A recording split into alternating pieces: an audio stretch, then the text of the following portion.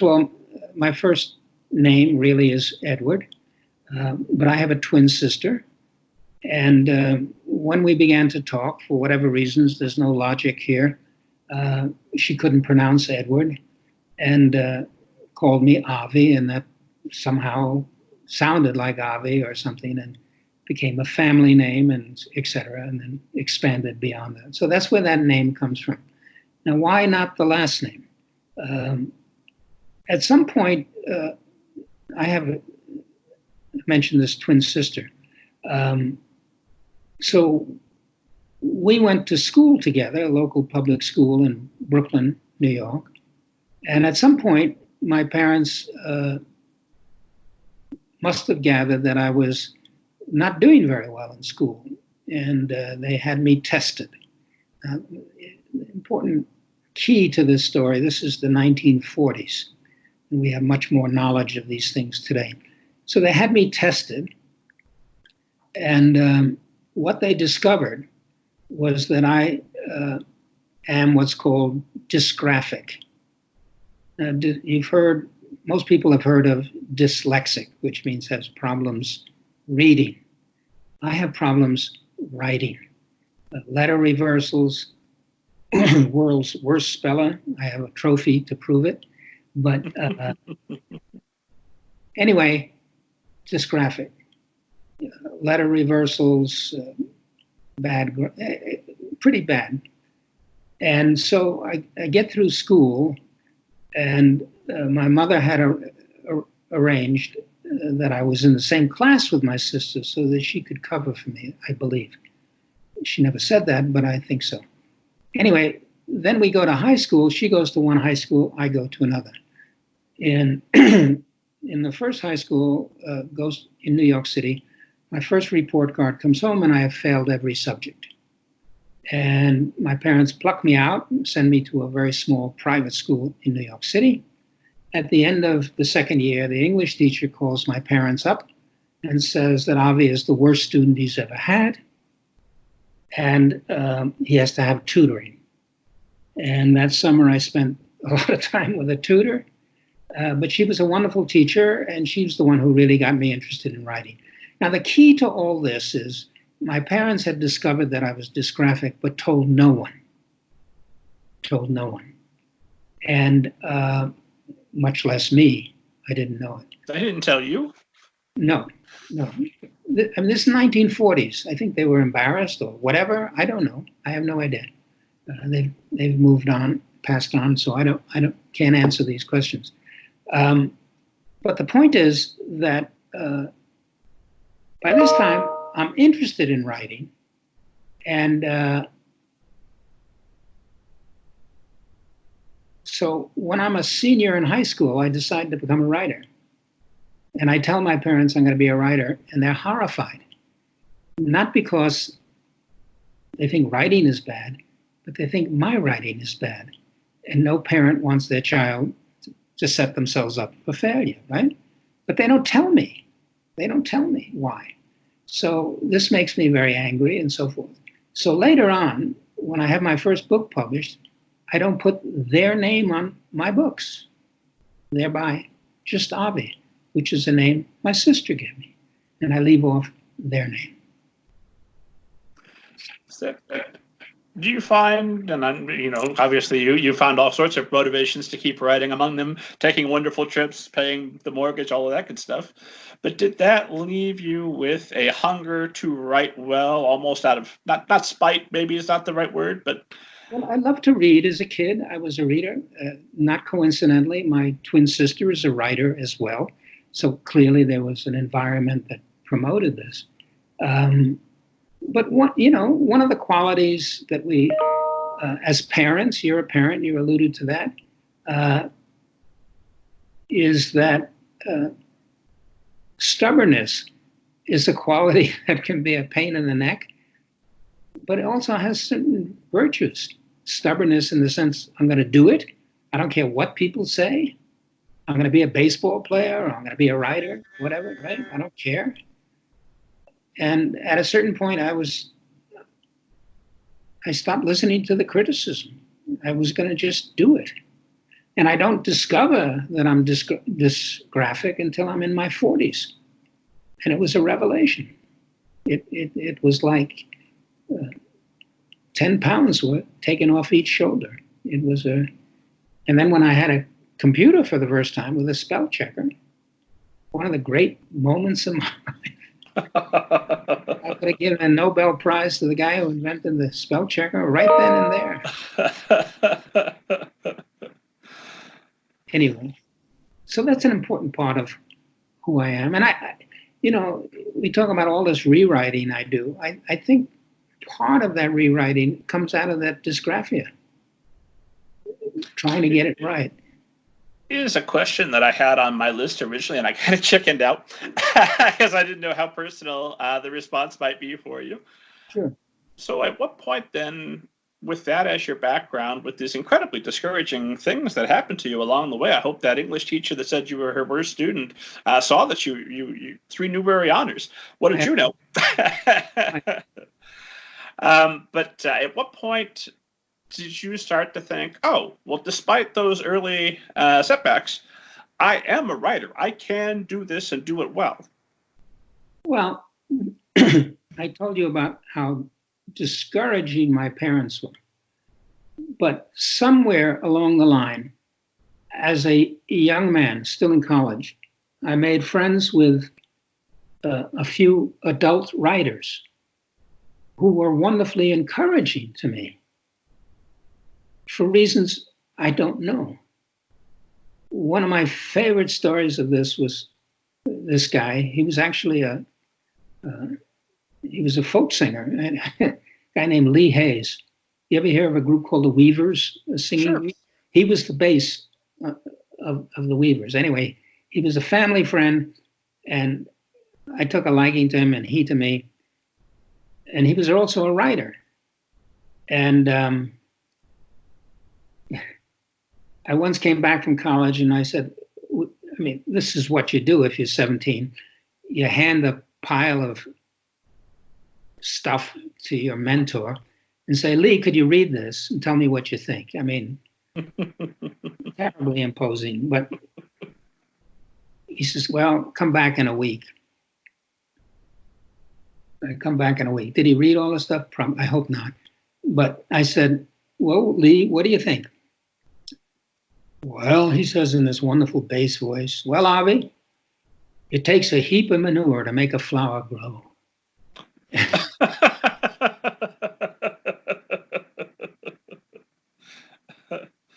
What a wonderful expression, right? And I understood what he was saying, and I accepted it. I wasn't offended. I suppose if he said in more vernacular language, I could have been offended, but I wasn't. And he's right. Of course he's right. And so I had these adults who were writers, a couple of them, 2, 3 of them, who were very encouraging to me. I don't know why, I really don't. But it made all the difference in the world, all the difference. Well, they must have seen something in you that thought that this time I'm putting in this effort, it's not going to fall on deaf ears. I agree, but I don't know what that was. Maybe I was an interesting person. Maybe I talked, writer talk. I have no idea, but I was 16, 17, 18 years old. And they somehow got me to think that they took me seriously. And I think when you're a young writer, if someone takes you seriously, you can be told anything.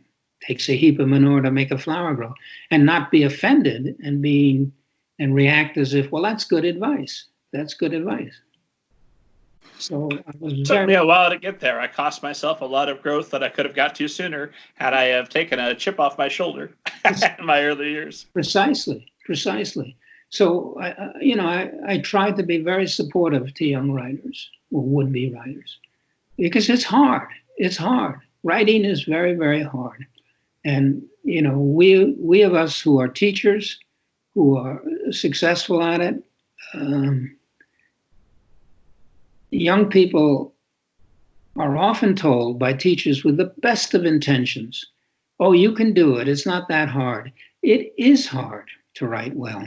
It's very hard to write very well. Very few of us achieve that. And it's important to tell young people that it is hard, but you can do it. But no, it's a struggle. It's not easy.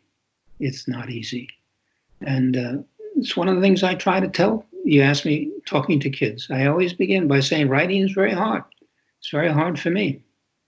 And it's hard for you. And instead of feeling discouraged,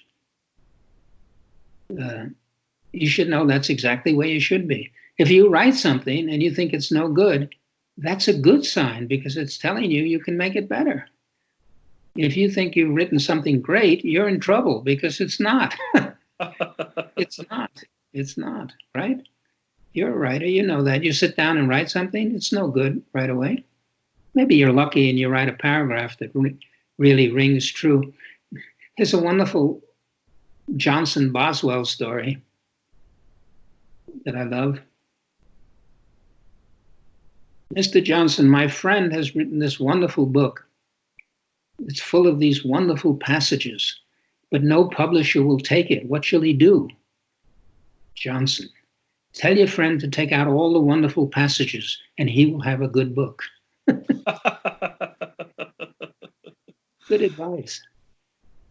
It is, although I do fight. I'm well versed in kill your darlings, find those things that you love most, and get them out of there if they're not serving the story. But sometimes you do find something that you like from the first draft that really does work, and then you hear readers. I assume that you had that experience that readers say, "Hey, that thing you liked, it was worth liking. We enjoyed it also." I don't think my readers. I don't recall readers pulling out a paragraph and quoting it back to me. Maybe, I don't know. I don't recollect that.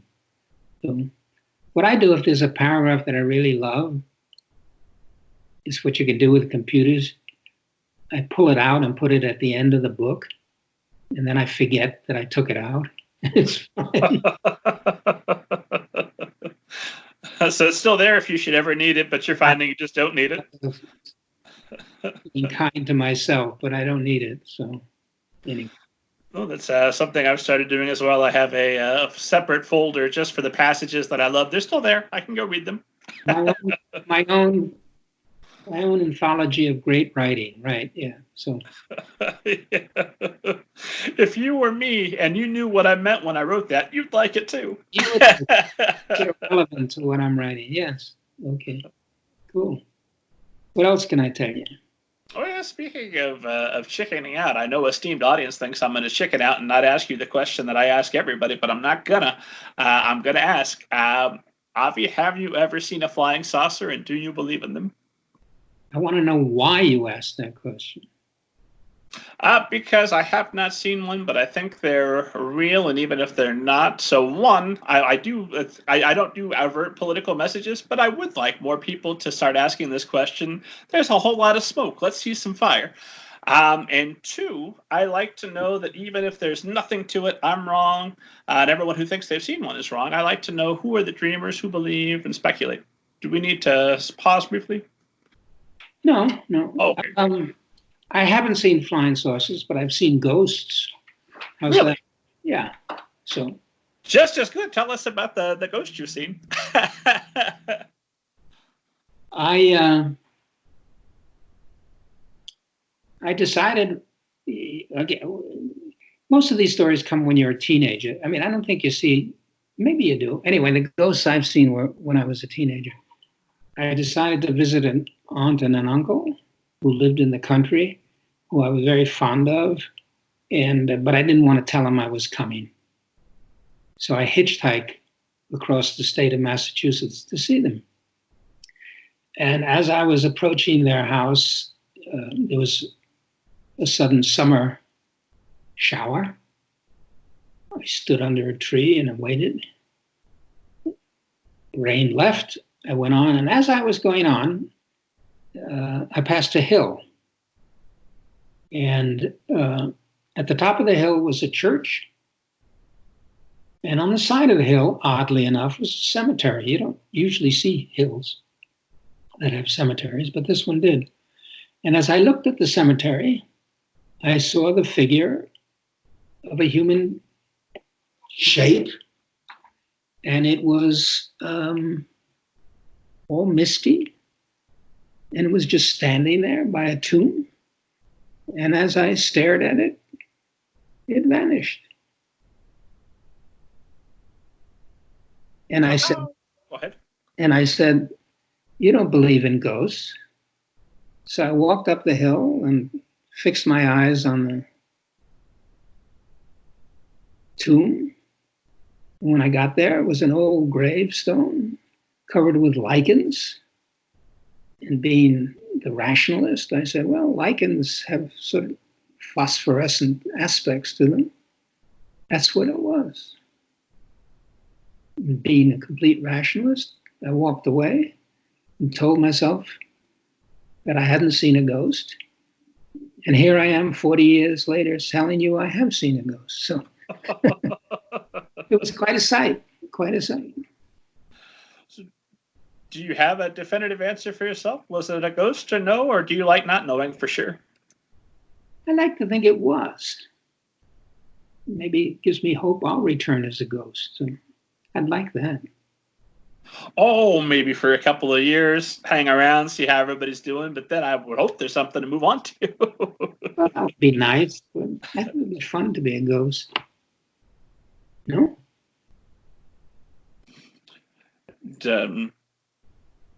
That just throws me a little bit, because we've been talking in such practical terms. We covered a section where I asked you about woo, and you had a pat answer for that. Now we get here and a ghost. I never would have guessed. That's just fascinating. Well, wants to be fully understood, right? I agree. That's the other thing that I always say, that if you could tell me definitively there aren't flying saucers, there never were, it was all just illusions. But I'm going to say, one, that was a pretty powerful delusion. Somebody was behind some of those. But two, don't tell me that. I don't want to live in that world where everything is flat and there isn't something more that maybe could come into it. I'm convinced there's life beyond this world. The idea that this globe of ours, which we are so rapidly destroying, is the only place where there's life as we define it, is highly vain and unlikely.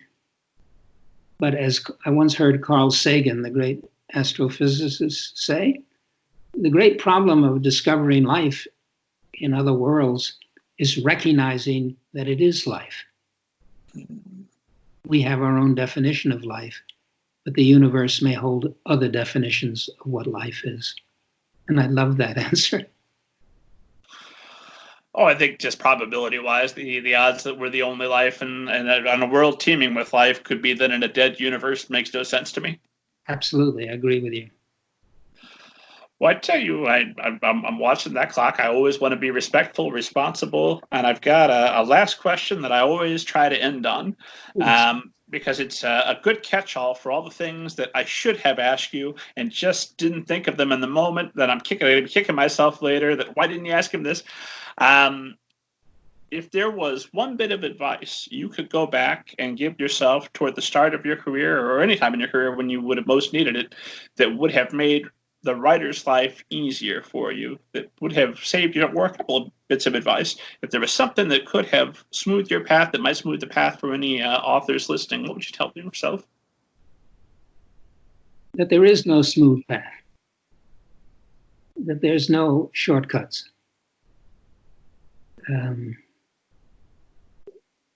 Cliche someone said to me the other day, there are no elevators in life, you have to take the stairway. And writing is something that's learned, and it learns only by doing it. And some people may learn faster than others.